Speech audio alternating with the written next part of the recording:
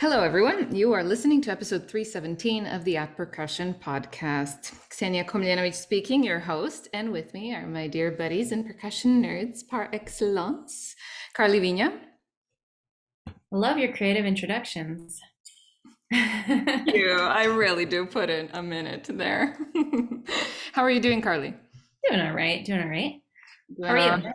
I'm well. I'm missing the Super Bowl, as we all are, but you know, who cares? By the time this airs, nobody's going to think about it anymore, so it's fine. We'll just miss on this most important event in American history.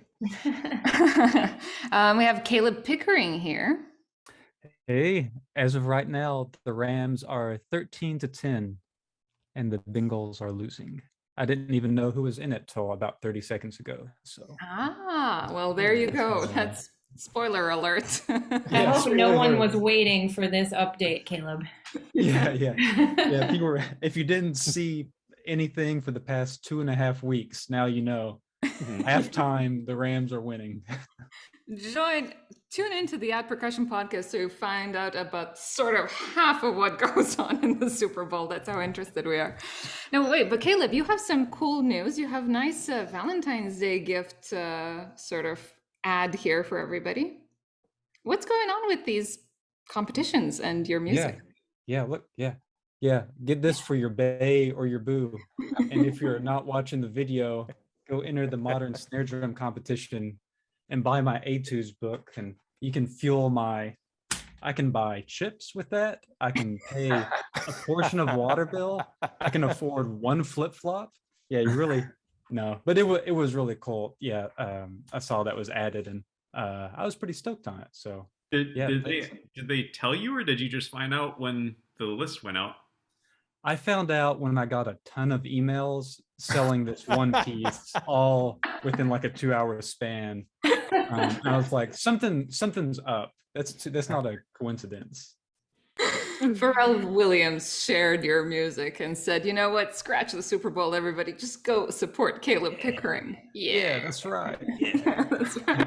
Well, if you are fearless and you really are ready to tackle on some impossibilities on snare drum, just go get those. They're Etudes, so that's for those who come from North America, and then tudes. It's pretty cool.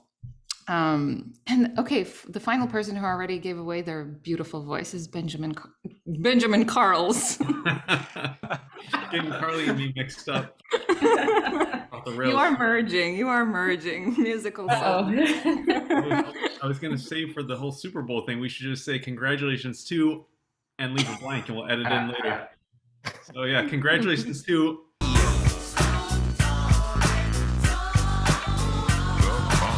Snoop Dogg won. I know he will. That's what's going to happen there. Awesome. So, as always, we talk a little bit about music history because this episode is going to drop on February 24th. And I looked up what happened, and here's how my thought process went. So I look it up, and it says that in 1956, so 66 years ago, Cleveland, Ohio, the police invokes a 1931 ordinance barring people under the age of 18 from dancing in public unless accompanied by an adult. And I'm like, okay, so that's the most interesting part of history that happened on February 24th. So I'm like, what the hell happened? Why would they do that? It turns out, has anyone here heard of dance marathons? Yeah. Oh, Caleb organizes one, apparently. What's up? I have not, but I've heard of the musical Footloose that this sounds a whole lot like. Wait, okay, well, I did not know about this. So Caleb, please correct me if I'm wrong, but it turns out that this thing happened in 1931. So they barred it, prohibiting so-called continuous performances or dance marathons, because these dance marathons that were often also called walkathons were human endurance contests in which couples danced for almost nonstop for hundreds of hours, sometimes as long as 6 months, for prize money. And then you're like, how do people dance for 6 months for prize money? Well, It turns out that this was all during the Great Depression, so people are miserable, and the economy sucks. And there's this person that comes up. What was her name? Alma Cummings, and she did a 27-hour stunt with 6 different dancing partners. And then capitalism seeps in and is like, ooh, but people like to come and see this. Let's do this. So I'll show you pictures. Like this is real. Turns out that these dance marathons had people paying 10 to 25 cents, which is up to $4 today, to go and watch couples dance. And those couples would dance for prize money that's about $500 at the time, which is about $8,000 today. So, it's up to you whether you think that's worth 6 months of your time, but probably if you're unemployed, it's a pretty good idea because you get food, you get a place to sleep, and you get some money on top of that if you happen to win. So the longest contest was 22 weeks and 3.5 days. Wow. That's insane, right? That's a lot of dancing. That's a lot of dancing. And you get your steps in too. You get your their pedometers must have been through the roof. Yeah. I mean, that was so. They had a pretty loose definition of what dancing meant. So because I was like, how can anyone dance for that long? Obviously you don't. You have to be on your feet. You have to be in contact with your partner. You have to be moving in some way. So you could be walking as well, or shuffling or whatever. But the important thing is that your knees do not touch the ground. Now, obviously there had to be intermissions for sleeping, and competitions handle this differently. Some competitions every hour allowed 15-minute breaks where people would go into separate rooms and sleep in these beds for 15 minutes. Or every 15 minutes, they would get a bit of food. And there are even like these, like you would be dancing and holding your partner while they're writing a letter, or while they're shaving and you're holding their mirror. It's like, it's completely insane. So now if you're just listening, I'm gonna show this to those who can watch. So tune into YouTube, but check this out. This is what this stuff looked like. So everybody sees this. This is the dance marathon, sort of 20s, 30s. Everyone looks really hyped, right? These are all very serious faces. And those people around them are all spectators, right? So this is how it starts. For those listening, again, they're just couples standing there and they're dressed in nice clothes. It's a black and white picture, and they don't look very happy, but that's okay. I guess people didn't really tend to smile a lot in pictures then. So it progresses into this, and this is a picture of a man literally holding a woman who is so obviously asleep with her knees bent and completely passed out in his arms. And as it says, here, they're open day and night. So these people just keep dancing. There were reverse occasions as well, where the female partner would hold the male partner as he's asleep on her shoulder.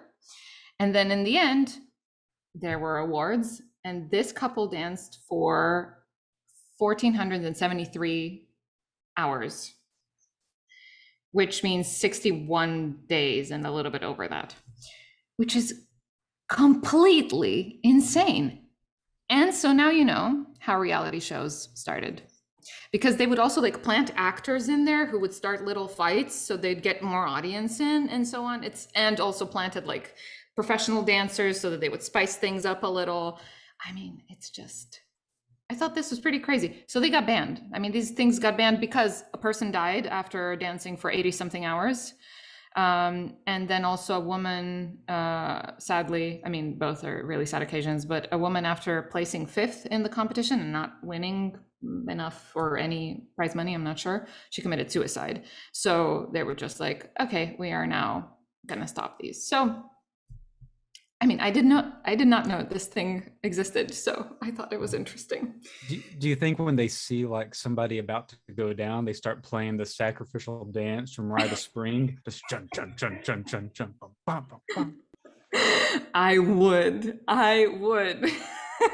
Not to make light of people that die dancing, but no, but it's, oh my God. I mean, it's just fascinating what humans come up with. These things still exist today. Dance marathons exist today, but they're like a 12-hour thing and they're a charity thing and you get water and they don't try to exhaust you, but it's, a way to raise awareness and do something different. So there you go, humanity advanced. Anyway, so that we're done with that. We get to invite and introduce our wonderful guests into the conversation. Our guests are a promising young chamber group that is about to drop a dazzling new album, When Dark Sounds Collide, new music for percussion and piano. We have 2 percussionists and a pianist here, also honorary percussionist, who make up Pathos trio. Everyone, please welcome Marcelina Suchocka, Felix Reyes, and Alan Hankers to the show. In that order, let's hear your voices. Hi, Marcelina. Hello, nice to see everybody. Thanks for having me back. Hey, thanks for being back. Hey, Felix. Hey, how's it going? Thanks for inviting us. Of course, thanks for being on the show. And hey, Alan, you're one of the rare, not snare drummers on the show. So congratulations. I'm humbled to be a part of it. Hello. Hi. We're so glad we could elevate your career. I saw that you do these like little things like write music for Amazon. So I'm so glad that we could do something like really important for you here now. I'm so happy to be here. Thank you. Yeah, of course. We'll get you a copy of Caleb's etudes. Don't worry. Yeah. I think this is on the Pulitzer for next year. They haven't said anything yet, but it might be. Yeah, obviously. Please tell us, whoever wants to begin, a little bit about your trio for our listeners who may not be yet introduced to it, and about the idea behind this album. Yeah, so I mean, I guess, kind of how we started off as a group. Pathos kind of really originated almost as a duo between myself and Marcelina. And I think this was back in fall 2017 when I just graduated, finished my master's, moved out to Brooklyn, and was just looking for people to play with. And Marcelina came on my radar, as someone who I thought had really close similar interests with me in terms of music. And, we reached out to her and be like, hey, we should just play and just like try to do stuff together. And she's like, yeah, sure. And then once we kind of felt that there was like a really strong chemistry between us as far as playing goes as a duo, then we started thinking about, we should, maybe try to like reach out to composers to write pieces for us.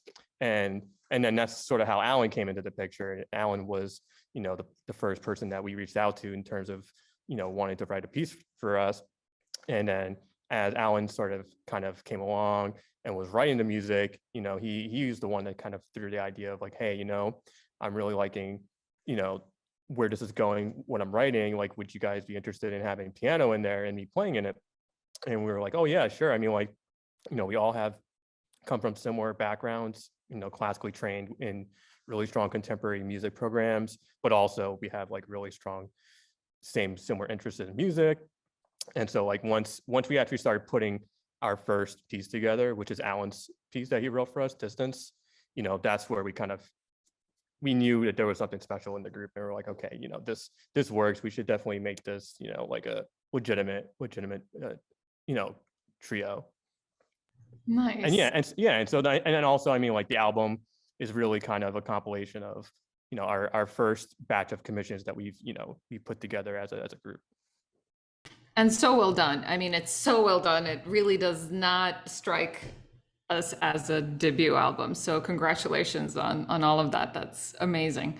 But what is the importance of releasing a full album? Because I always go back to, Beyonce, the goddess, and even she talked about when she did Lemonade, this is for all of those who need a little bit more of actual music history, that she did it because she realized that people no longer sit down and listen to a record. It's all so quick and there's all these tiny singles coming out. And so I think the appeal behind her doing all these videos was so that people would actually bloody sit down and like experience something in its entirety, an entire body of work. So what for you is the reason behind doing a full album? Well, I think there are a few reasons. And one that comes to mind is that we like the idea of having like a broader framework to kind of present these different pieces in. Kind of to the point, to Beyonce's point of how we've maybe lost a strong tradition in sitting down and listening to something of a longer duration. There's something I think special about having like a bunch of different pieces, and how the one that precedes and the one that follows, each one kind of almost sets a different environment to perceive the one that follows. So we spent a lot of time working with these composers and thinking about how there's sort of this innate shape that comes from playing these pieces back to back. And, that's something that we discovered from playing them and just from rehearsing them. And, there's this sort of magic of like kind of having, the more like micro individual pieces, and then you zoom out, you kind of get this macro piece, this sort of combination. And, that's something that I think we've all found really interesting in classical ensembles, but also in more vernacular and pop records as well, or like I think of like progressive rock concept albums where it's just these like huge works that are conceived as like a single piece. So I think that was something that we found really attractive in having an album. Yeah, and it definitely, I mean, from the one event that I witnessed, which had all of your beautiful videos and music in it, it was a few months ago now already. It really did strike me how it was really interesting, because all of your music was pretty dark and edgy, but it was so interesting how it was always a different observation of the darkness. It's almost like it's not this default thing that you think of, like darkness is something, I don't know, bad, for example. Not at all. There are all of these stages, all of this evolution of the concept and all of these layers, and it's so beautiful. It's like when your eyes get used to the darkness and then you actually start seeing things completely differently. That's how that album felt. And it was very intimate in that way also. Just really so well done. So congrats. So the topic of our episode is actually album launch and promotion, because I think we talk a lot, especially throughout school, we have this very altruistic, beautiful approach to just music. But I always wonder, like, how do you even get that out there? How do you make people, listen to it? And that's what we wanted to talk to you about, because all of you are, again, not only so musically smart, but you're so smart about how you present this to people and how you bring this to people. So obviously, you're very good at writing grant proposals and receiving financial support for your projects, which we see all the time. You get a call for composers and so on because you get support. Can you tell us how much this album cost and who supported it?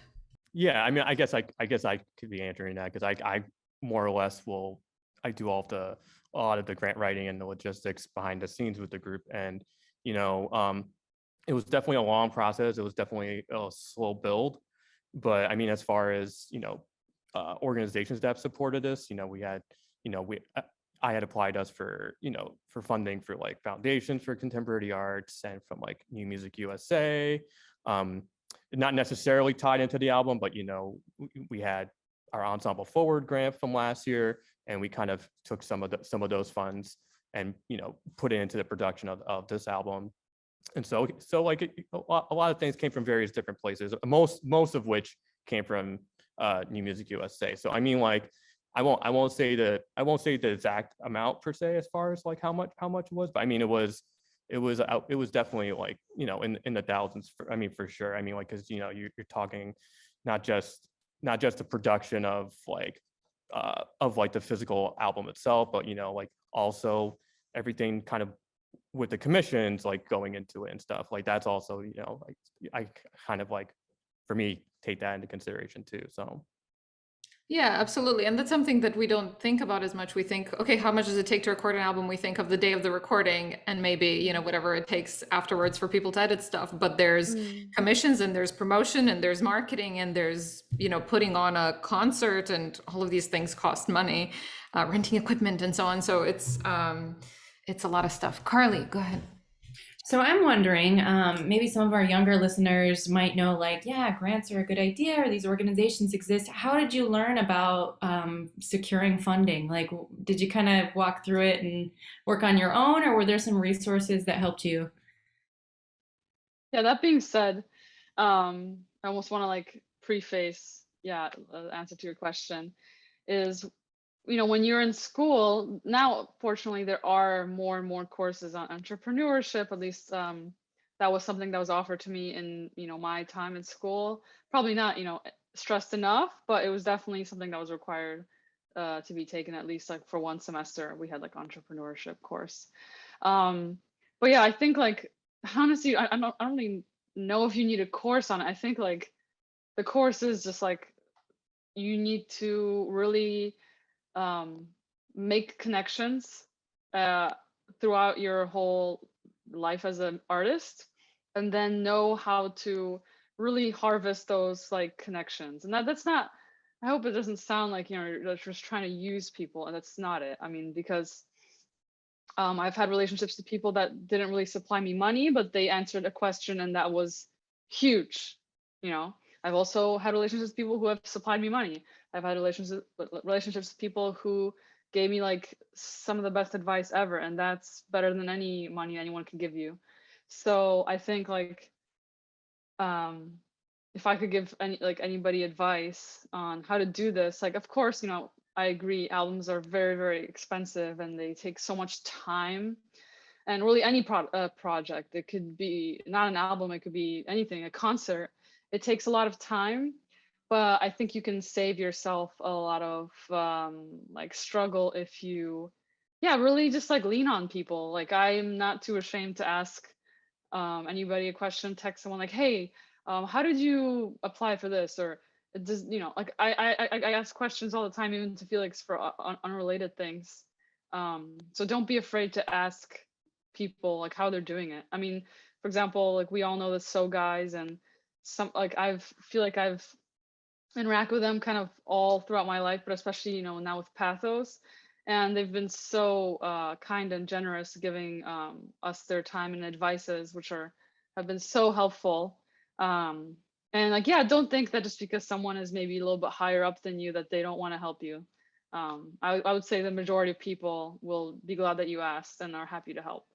But anyways, to answer your question, I'm sure Felix actually can answer that question better than me. Yeah, that was great. I actually like, oh my, I totally even forgot. Because that was, I mean, that was so great.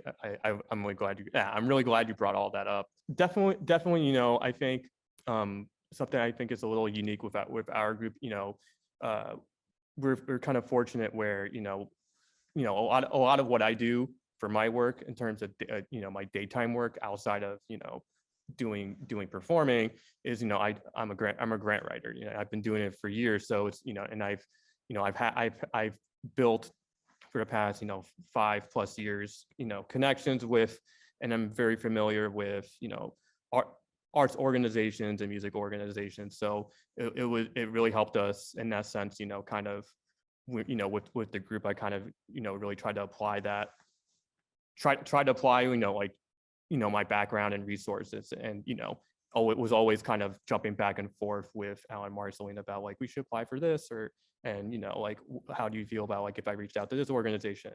And so yeah, it was a collaborative effort. And yeah, and I like I said, it's not, I think it was a little unique in our situation because of just my background. And, you know, I've been doing it for years, so it really has benefited and helped the group, I think, a lot.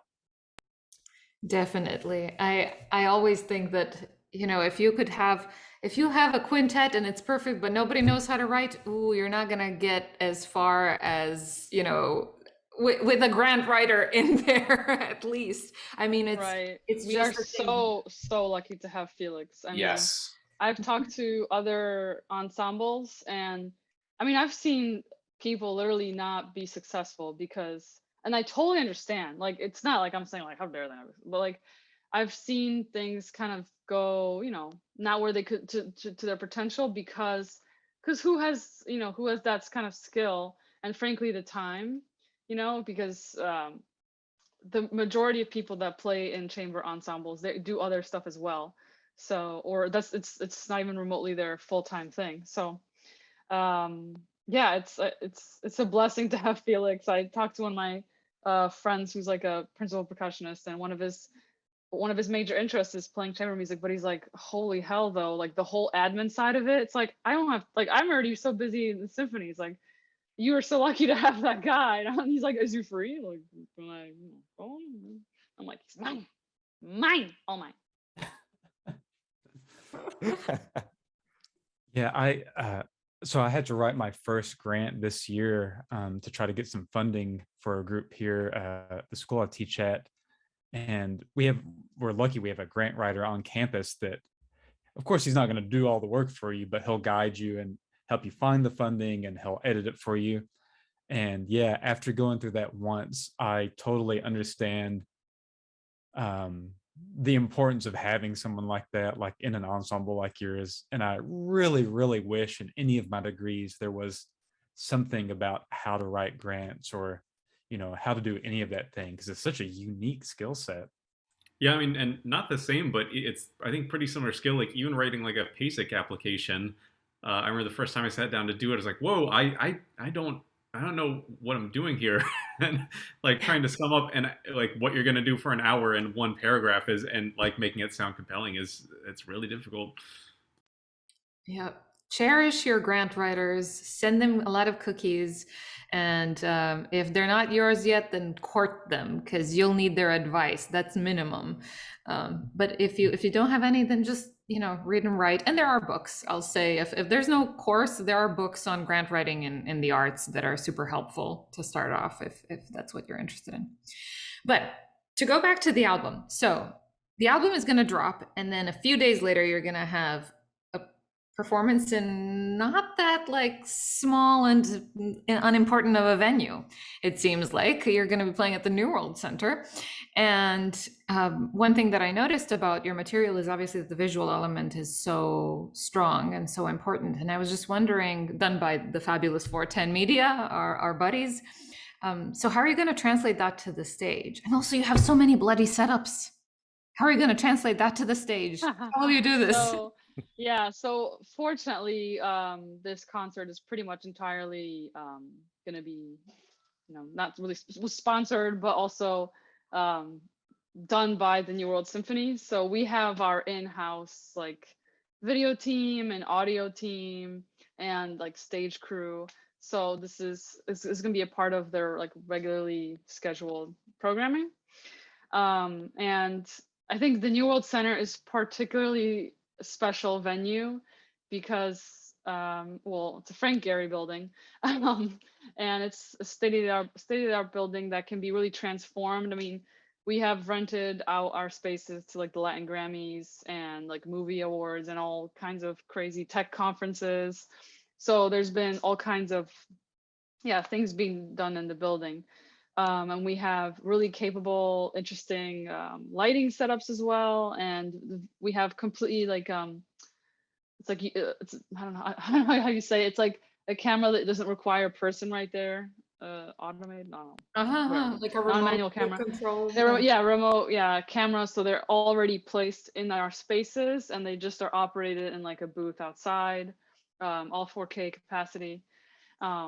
So we're super lucky. And if anything, what the pandemic taught me is how nice it's been. We had this like way before. So we were like streaming, whatever.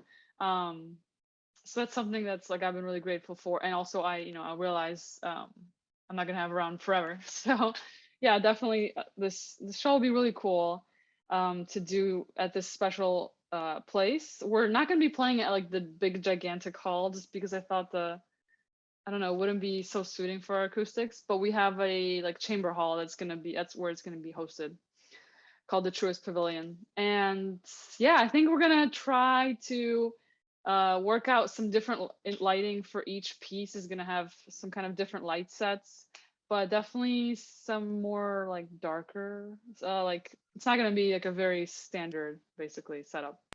But besides that, I guess you're just gonna have to come and find out. Tickets available on ws.edu. Oh, she's good. She's good. You hired her well. You're a good team, dream team.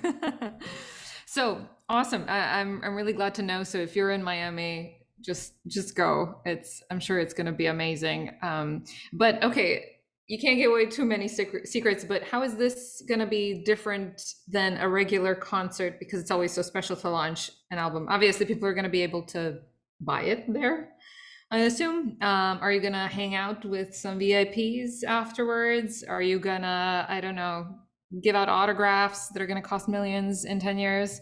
Like, what's the idea there? People have all sorts of crazy ideas when it comes to album launches. So do you have any special sauce? We're going to be doing a taco eating contest afterwards in Miami. I'm just kidding. We're not actually doing that. Although I think that'd be great. I was going to book a ticket. I was going to fly. Great, right? This is marketing. Just give people tacos and you're fine. Yeah. Like, I know like a couple of things. I mean, like, I think for one, I think the concert might be live streamed too. But I mean, we also have like, you know, people who have been really big supporters of the group from like the time we like formed, and you know, they're kind of flying in, and kind of what you're saying, you know, we definitely are going to have like I think just like a hang after the concert, and you know, we're also going to utilize the space itself, and you know, we have with like most of the composers on the program, you know, we've recorded interviews and like introductions to their pieces from the, you know, each of the composers talking about their pieces themselves. So like, you know, we would be playing that in between pieces. So I think and especially being in the smaller chamber, in the chamber recital hall, I think is going to be a really special and I guess you could say like intimate concert. Awesome. So let's go on into marketing. The album's gonna come out, and you're gonna have to, as everyone does, I just want to demystify this for performers, because this is not selling your soul. It's just what happens with everything that goes out into the market. You have to market it for it to exist in the market, right? So what is your marketing strategy? And do you have a marketing Sherpa? Because I feel like in music, we really don't talk about this enough. And I'll just say this, one thing that blew my mind, I went and I spoke to my mom, who's like doing stuff in the cosmetics industry.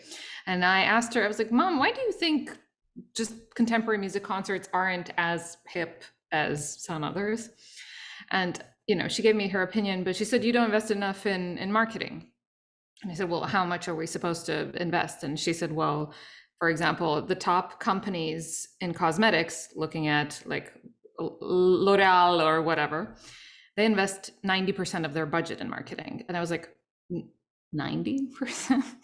So I looked it up, and L'Oreal invests $2 billion in marketing in the US alone. And we all know about them. I'm just trying to say, like, I mean, obviously, maybe not everyone here or everyone who's listening buys L'Oreal's products, but you would be surprised what all they actually own. They own Prada, they own like all of these brands. And it's not just for them. If you look at anything that gets pushed out into the market, it all costs so much for it to actually be profitable. So you have to invest a lot of money in it. So wondering just what's on your plate there? How have you thought about this? Well, you know, one observation that I just noticed working with the group over time is that we have this sort of core message that we all very just naturally align on.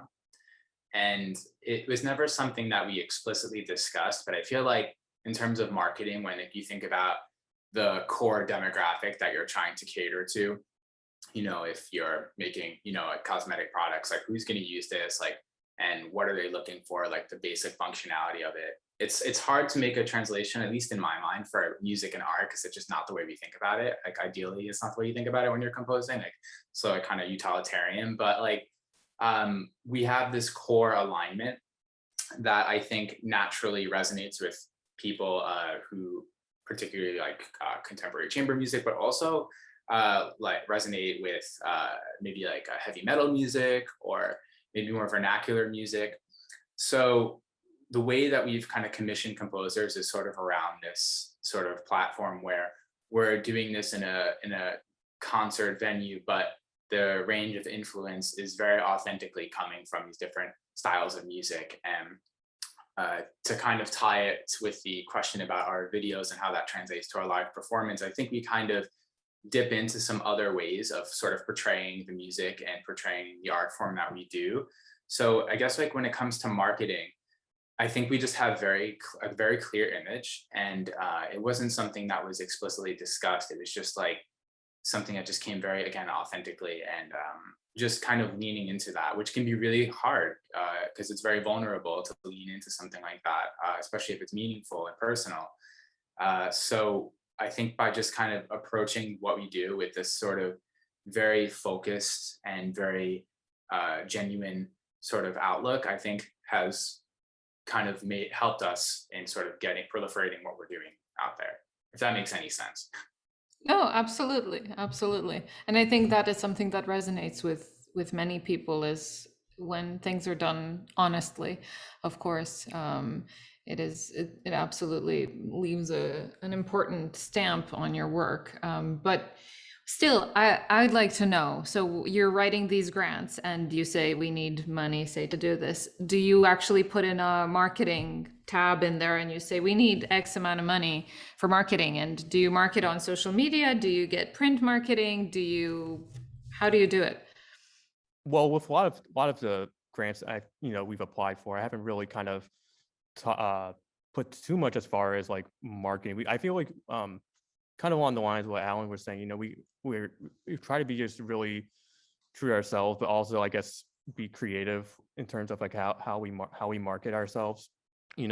Sometimes I feel like there's this impression of like, when you're thinking of marketing, that you have to spend a lot of money, and kind of going to the point of what Alan was talking about, really kind of focusing on what we all as a group are really passionate about, and in the music that we try to present and commission. We kind of try to as honestly put that out in the world, and let that sort of speak for itself. And also there's always going to be an audience for everyone, in terms of like who's listening to your content. So I think sometimes it's not always about having like like a big budget to market, but being smart about how it is you're engaging with like your audience. So yeah, that being said, also like using our social media has been huge. I've noticed the most random shit you'll post will go viral. Like, you will pour your heart out into some marimba transcription, and it could probably be the best thing that's ever been played on marimba, and it'll get like 2 views. You're like, no. And then you'll play like on a pad, and it's like randomly tens of thousands of views, reposted by some drum magazine, modern magazine, blah blah blah. And it's like, dude, I was like stick control. Like, what? So you never know. So like, I mean, what I've honestly been told has been just like, just keep throwing stuff out there and see what sticks. And obviously, like, don't put anything dumb out there. But I feel like it is nowadays, social media, it is a little bit more like quantity, because also with the algorithm, like, who the hell knows how that works? Seems like it's just always changing too. So we might as well like kind of be putting stuff out there, or obviously the hashtags, whatever, but like even doing partnerships with like a brand, or re-emphasizing your partnership, let's say Felix with Vic Firth and stuff like that. It's huge. I mean, people follow stick companies, people follow whatever record companies, and you're gonna then hit an audience you might not have even hit. Like, let's say people are interested in pad, but they're not necessarily like orchestral percussionists. Maybe they're, I don't know, like drummers, or who knows. So I think that's the key, because like we said, our target demographic isn't really necessarily, not really, is like the PASIC crowd, which is, it can be that totally. But we just wanted to also make it like for anybody, to listen to. That's why, like, we look up to people like Square Peg Round Hole, for example, because that's something you could like, put in the CD like in your car, and you play it, and like the person next to you who's not a musician is like, oh my gosh, like, what is that? It's really cool. And you're like, oh, well, it's a chamber group, but it's a little bit, more fun to listen to. Maybe not, no offense, Stockhausen, it's like, love it. Maybe not for like a scenic road trip vibes. Me personally, I don't know. I don't want to think I have an axe murderer driving behind me. Me personally. I don't know. All of my viral social media posts have been grouping. So like, I don't know, which is the Stockhausen piece, which is a horrible joke. Like, let's just forget that. I was gonna say the exception proves the rule, but yeah, definitely. I mean, that's something that everyone should think about, especially our young listeners, is that there are free platforms out there, and yes, sometimes they work really strangely, and you have no idea why some things get picked up and why some don't. But you have to put them out there, so you have to have a YouTube channel where these things exist, and you have to have a website where these things live, and social media channels, because people will now frequently try to find you first on social media before they Google you even. So doing all of that, I think, is minimum to let people know that your album is out there, because you could create the most beautiful gem in the world, and then if you just like leave it in your mom's kitchen, it's not going to go anywhere. Nobody's going to hear it. So you got to tell people somehow.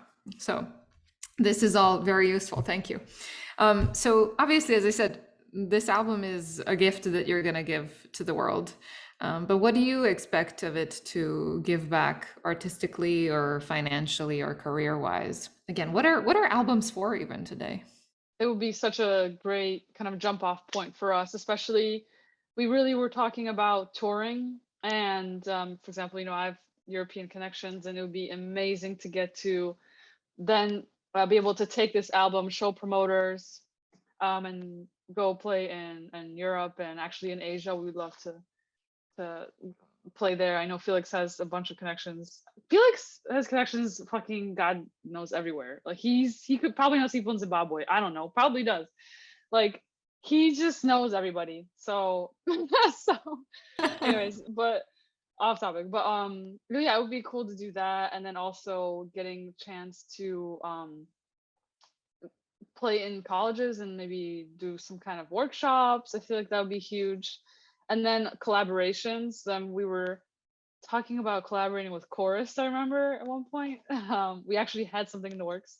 So maybe, yeah. So I feel like I'm like a hopeless optimist. I always think that like when you get this, it could get you here, it could get you all the way over here. So every little step you take as an ensemble is gonna be huge, It's huge. That's awesome. That's awesome. And that's very well put. I think for a lot of contemporary musicians, I'll just say this out loud. Nobody makes, or not nobody. I don't know anybody who has made a living selling contemporary music albums, which does not mean that they are not hugely beneficial. And it usually is for the sake of having sort of your, it's like your business card, but except it's audio, out there into the world, to give it out there into the world, because that's what concert presenters want. And then by getting all these concerts is how you can, say, pay off your album or even make not even like a little bit of money, a lot of money, which is amazing. But you have to have a whole product, something that is easily translatable into a concert. So it's like, hey, here's this thing, it's a new album, we can promote it this year, so it's like fresh and new, and then you get money a little bit differently. It's not like the money rolls in from Spotify. All right, so tell us, because you folks actually have a label, which is amazing. What role does a label play in an album release? Yeah, I mean, we're putting this album out on New Focus Recordings, with it's run by Dan Whipple and Neil Beckerman, and they've been really great collaborators throughout this whole process of helping us put this album out and producing it. And so I think in a lot of different ways, and I've kind of been learning as I've been going, working with them, but like kind of even circling back a little bit to like marketing, for example, that's something I never really realized with, what comes with, when you're working with a label. It's like, they have their own internal, like list of, like press and like, and PR personnel that, they share the album with. And so, and lots of things I don't think people really think about, or maybe wouldn't know otherwise, unless if they've worked with a label themselves. So it's almost I feel like a label in some respects are kind of like your like managers as you're, you know, like kind of like, yeah, as you're working and putting out your music into the world. And I think Alan can even kind of talk about this a little bit too, because, you know, he's getting ready to put out an album, or I think an EP with his other group, Viña. So Yeah, I totally agree with Felix that they're kind of like management.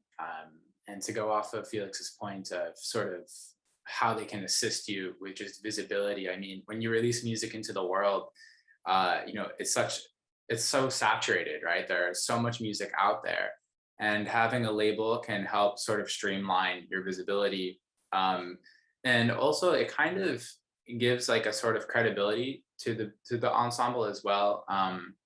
You know, when you see a label, you know that they're going up to bat for this group, and there's something, you know, really endearing about that. And it kind of just, again, helps people take that initial leap to maybe investigate what that artist sounds like and what that artist is doing. And, you know, that's been our relationship with New Focus. And, you know, just broadly speaking, you know, labels can also be a great source of capital for, you know, different ventures that the group wants to undertake. You know, in addition to sort of grant writing and proposals, you can also get a label to help fund tours and help fund album cycles. And, you know, of course, with that comes, you know, some kind of contract where, you know, you have to negotiate how, you know, they're going to have, you know, how they're going to hopefully recoup their investment. But they can really help get things started, you know, if that's the position that your ensemble is in. So I think there's so many benefits to having a label. Then again, I know a lot of people who are super anti-label too, and I have a couple of friends who run groups, classical ensembles, and also just rock bands who, you know, make a full-time gig out of touring, and they're totally DIY.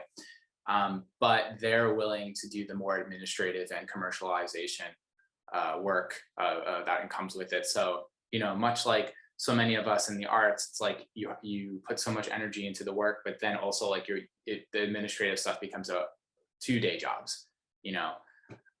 So record labels can also help do the heavy lifting on the admin side, and then you get to kind of take your energy to the project at hand. So Yeah, that's very well put, and there are great arguments for both sides, you know, for having a record label, so having your own like cheerleading team that's going to help you figure everything out, especially if it's your first time doing an album, but then also doing things on your own, which I guess makes a lot more sense for people who make a bunch of money, so they don't want to give like a cut of that pie to someone else.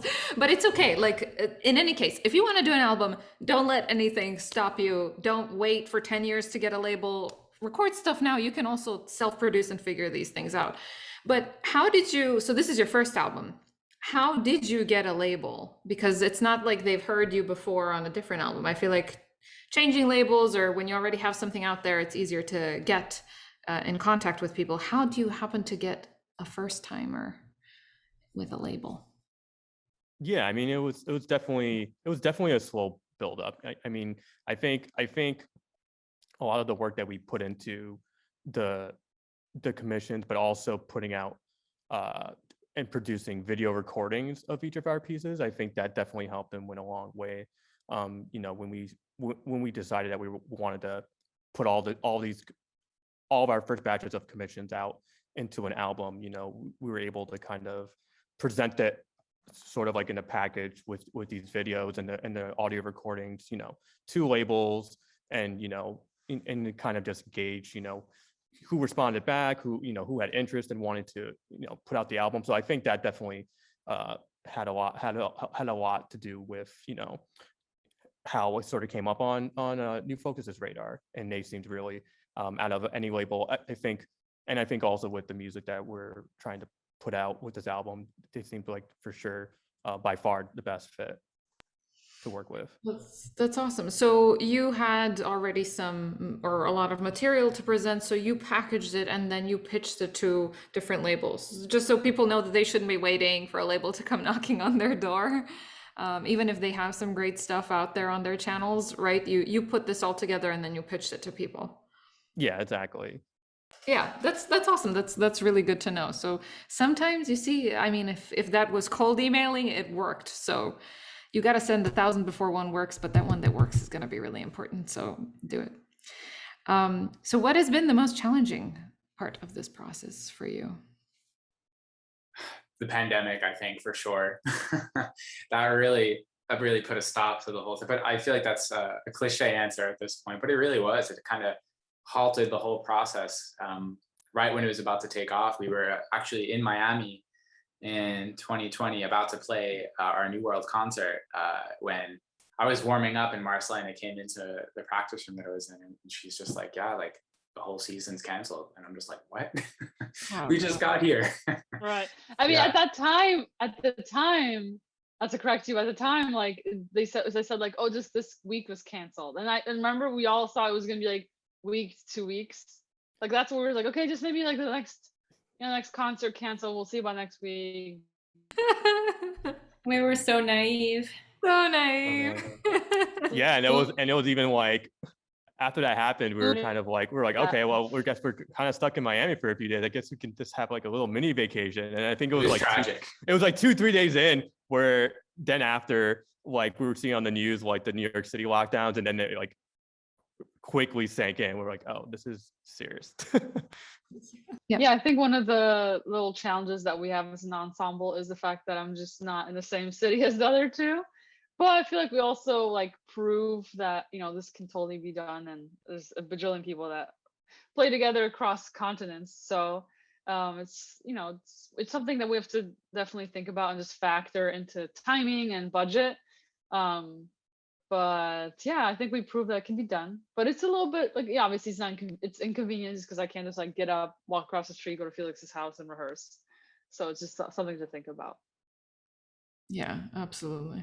And I think most of the chamber ensembles that I know, professional ones, are long distance relationships. It's really rare. It's for people where you hear like SOAR, Sandbox, or Third Coast Percussion, someone quit their tenure track job to actually go pursue this. And you're just like, wow, they're really exceptions to the rule. So, and it works. It can absolutely work if it's long distance. So just, you know, stick with it again. Ben. I was gonna say, like, there's this thing like when you live in Florida, you don't go to the beach, and it's like it's right there. And like I think that being a long distance ensemble almost has an advantage. Not that I've had a project like this for years, but like long distance projects, it's always like I know the score so much better, and there's so much communication ahead of time, and it's like you know the piece cold, and then the rehearsal is almost an afterthought. Whereas like if you live with someone, you might kind of like go to rehearsal to figure the piece out. And if you don't have that luxury, it really forces like knowledge of the score. So I don't think it's necessarily like a huge detriment. It just forces you to really do your homework. Absolutely. Absolutely. But you should be that nice to your co-players, even if you're in the same city. Yes, absolutely. Yeah. Just be a good person. Cool. So what is something that you wish you knew before you started this journey, now that you have all of this perspective and the album is done and just ready to be popped out of the oven? I have one. I wish I knew how difficult it is to arrange for venues to let you go inside the piano the way that we go inside the piano. That has been a tremendous barrier. And we've had some really imaginative works written for us inside the piano that are just so colorful. But before we get there, you have this very difficult conversation with the venue where we have to explain what we're going to do to their piano. And there's just a lot of discomfort around that. And also like, you know, this is a really expensive instrument. We don't want rosin and like tape and sticky tack everywhere. So it's been difficult to perform a lot of the rep that we have written for us, which is super unfortunate. So one thing is that I wish I was more aware of that before the commissioning process and during the conversations with composers. Just, you know, if you're working with inside the piano, prepare piano. I know this is a percussion podcast, so I feel like, you know, I'm not really fitting the bill here, but definitely know what the limitations are before you commit to a bunch of venues with a set repertoire. No, you're good. We know about prepare piano. That's in our world. No, but that's horrible, and that music is so beautiful. I mean, that was one of the like most enchanting pieces, is when you went into the piano. I really loved that. And that's just so unfortunate. I mean, I swear concert presenters are sometimes dummies. I mean, they don't get it. And they're also like, oh, you have to bring in this equipment. Where are you going to get it from? Are you going to fly with it all with, is it all going to come with you? Oh, we can't rent a marimba. What's a marimba? So I understand it's a battle, but I feel like you're fighting for the right thing, and the smart ones are going to hire you and they're going to let you do the tax in the piano. And the piano's going to be fine. The piano's going to be fine, okay? Remember, the piano's going to be fine. A prepared piano can be resurrected. It's fine. We have an Instagram question from our buddy Jade Hails. Thanks, Jade. You always give us great questions. And he asked, can you talk about blending piano and percussion, challenges, approaches? I mean, because it must be hard. Those two are really loud. Well, I mean, one thing that we constantly ask ourselves is, are we going to amplify the piano or are we not going to amplify the piano? That's definitely a conversation that we have all the time, depending on the venue and everything. And I found that I definitely need to play out a lot more. And we usually keep the lid off the piano for that reason, because, bass drums are loud. They're great, but they're loud. Especially when Marcelina plays, they get this extra Polish like oomph in there. You gotta really put in the work into the piano. Okay, well, this is awesome. How about Felix and Marcelina? How is it for you? I know anytime I play with the piano, especially if it's a big setup, it's like, oh, am I gonna be able to hear you, or is this you listening to me and me watching you? Yeah, I mean, I think in general, we spend a lot of time in rehearsal just determining what's going on at what place in the music. So like obviously besides the obvious, like let's say Alan's has a solo, obviously we play less. I think also there is a little element of in what way are we interacting. So not just like there's two voices, but is the voice's role to interrupt? Is it to comment? Is it to echo? It's something that's takes the music to another level. So obviously we always try to know when we play is the role of the line that we're doing, and so that's something that then informs how we play. I mean, that being said, though, we'll play on multi setups, and that's something like I feel like it was really emphasized to me while I was in school, was if you have a multi setup and you play a line across all the instruments and the same volume, let's say if Karli's drum and something else is gonna go because you don't adapt which with each instrument. So obviously, like there's certain instruments, if you just even look in their direction, it's already too loud. So that's something we honestly even have to remind ourselves. It's like we'll be wailing away on like Tam or something, and Alan's like, can you stop please? Like, I don't know, I can't hear my thoughts. So it's something like it's easy for us drummers to just kind of ignore, but it's dealing with these multi setups, it's a huge part of our sound concept process. Yeah.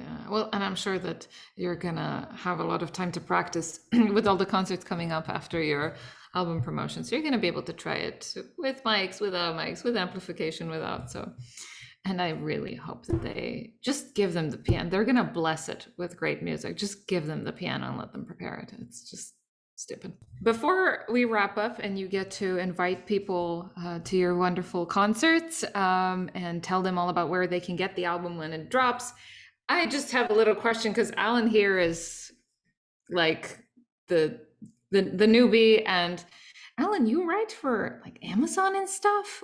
How do you do that? Because we know a lot of percussionists also like to write music. I mean, maybe for video games or whatever, we have sort of Venn diagram of nerdiness going on there. And you're definitely the first person that I've met that writes for Amazon. How do you do that? Oh my God, not even that. Like car commercials, Netflix shows. Nintendo. Medication or Probably, something? I don't know, Yeah. Alan. How? There's a lot of work for pharma commercials for some strange reason. And it's not the most exciting thing to write for. I probably shouldn't say that, but it's not the most exciting thing to write for, but the work is there.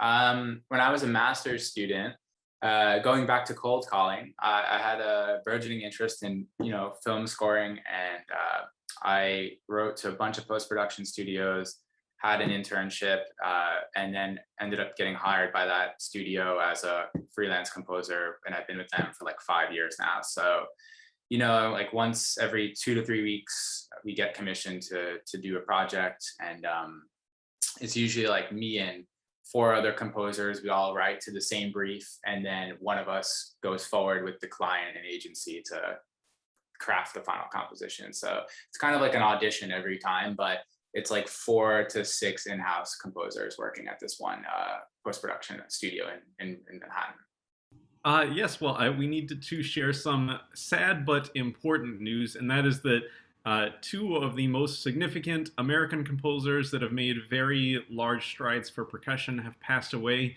and we've actually discussed both of them in depth on the podcast. George Crumb, we talked about on episode 258 with Sarah Rimkus, and William Craft, we talked about on episode 208 with David Herbert. But very briefly, George Crumb passed away on February 6th of this year at the age of 92. He was known for his exploration of unusual timbres, alternative notation, and extended techniques. So if you are not familiar with George Crumb, this is an example of one of his scores. It's just this, always this maddening array of really intense small notation that's very intimidating to look at, but just sounds absolutely amazing. Some of his percussion-centric works include Music for a Summer Evening, which is for 2 pianos and percussion, his 4 books of madrigals, and 7 books known as the American Songbooks. And then this is not a percussion-centric work, but I wanted to mention his piece Black Angels, which is probably my favorite Crumb piece. It's a quartet for electric string quartet. The Kronos Quartet commissioned that and recorded it.